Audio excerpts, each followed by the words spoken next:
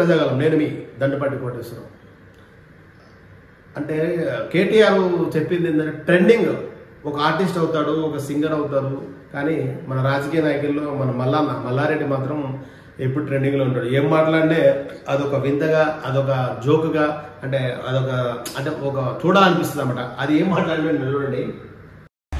ఏ flyover చూసినా మా కేటీఆర్ కనిపిస్తుంది, ఏ చెరువును చూసినా కేసీఆర్ కనిపిస్తుంది. కలకలలాడుతుండే చేపలన్నీ కూడా 10-15 కిలోల చేపలు ఉంటుండే. అవి ఎక్కడ పోయినాయో చేపలు. 46,000 చెరువులు మే జూన్ నెల నిండు కుండలెక్కుంటుండే. అది ఎక్కడ మాయమైపోయింది. మా కేసీఆర్ లేదని చెప్పి వర్షాలు మాయమైపోయినాయి, చెరువులు నీళ్లు మాయమైపోయినాయి, పంటలు మాయమైపోయినాయి. వీళ్ళ కాళేశ్వరం దిక్కెళ్ళి 3 పిల్లలు కుంగిని దిక్కెళ్ళి మొత్తం 1,00,000 ఎకరాల పంటను నష్టం చేసిర్రు. నీళ్లు లేకుండా, తాగునీరు లేకుండా చేసిర్రు. కాళేశ్వరం ఇక్కడ ఇడిస్తే ఆ 3 పిల్లలు పక్కకు పెట్టి పక్కకి ఇడిస్తే అయ్యేపోవు. సిమెంట్ బస్తాలు వేసి ఇడిస్తే అయ్యేపోవు. వీళ్ళకి రాక, అవగాహన లేక, ఆలోచన లేక కేసీఆర్ బదనాం చేయాలి. కాళేశ్వరం దిక్కని ఆయనకు పేరు వస్తుందని బదనాం చేయాలని చెప్పి ఇంత చేస్తే, ఇంత మోసం చేస్తే ప్రజలు ఇలా నీళ్లు లేక అవసరపడుతుంది. మళ్ళా ట్యాంకర్లు తిరుగుతున్నాయి, మళ్ళా ఇన్వర్టర్లు తిరుగుతున్నాయి, జనరేటర్లు నడుస్తున్నాయి. ప్రజలు ఇబ్బంది పడుతున్నారు, మంట మడుతుంది.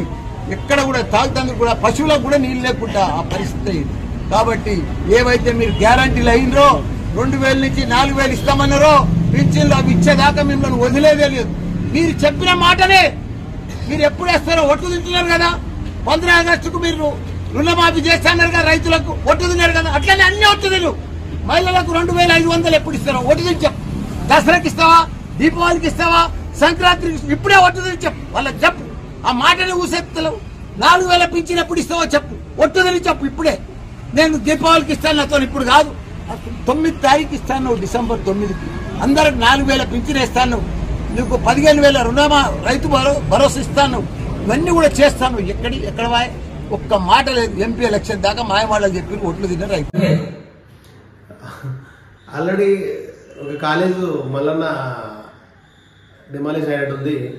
మళ్ళీ చాలా లిస్టులోనే అప్పుడు రేవంత్ రెడ్డి మరి ఎందుకు ఇట్లా చెప్తున్నావు, ఒకసారి బాగా చూసుకో ఏం జరుగుతుందో మళ్ళీ కాలేజీల మీద. మరి ఎందుకు ఆ ధైర్యం వచ్చింది? కేంద్ర ప్రభుత్వం దగ్గరికి వెళ్ళి మాట్లాడడం వచ్చినాక ధైర్యం వచ్చిందా, లేకపోతే ఏం జరిగింది? నేను మీ దండపాటి కోటేశ్వరం. అందరికీ నమస్కారం.